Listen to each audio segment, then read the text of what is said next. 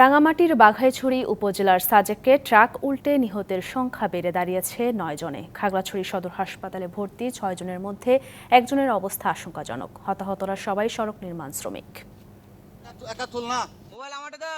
বুধবার সন্ধ্যায় রাঙামাটির সাজেকের উদয়পুর সীমান্ত সড়ক দিয়ে ডাম্প ট্রাক করে যাচ্ছিলেন সড়ক নির্মাণ শ্রমিকরা।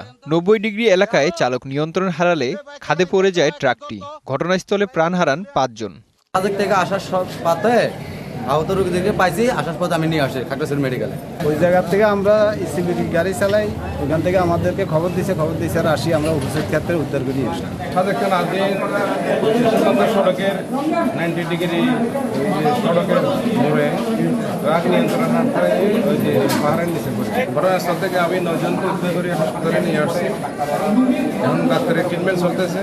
ওয়ালটন ফ্রিজ কিনে অনেকের মতো আপনিও হয়ে যেতে পারেন মিলেনিয়াল। সেরা পণ্যের সেরা অফার। স্থানীয়দের সহায়তায় আহতদের উদ্ধার করে নেওয়া হয় খাগড়াছড়ি সদর হাসপাতালে। সেখানে মৃত্যু হয় ৪ জনের।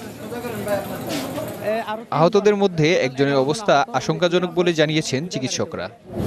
3 জন ব্রডডেড এবং একজন হচ্ছে এখানে চিকিৎসারত অবস্থায় এক্সপায়ার করছে এবং আরেকজনের অবস্থা খুবই সংকটাপন্ন। আমরা আমাদের চিকিৎসা দিচ্ছি আর বাকি যে 4 জন আছে এদেরকে চিকিৎসা দিয়ে যেটা করা আমরা সেটা করছি।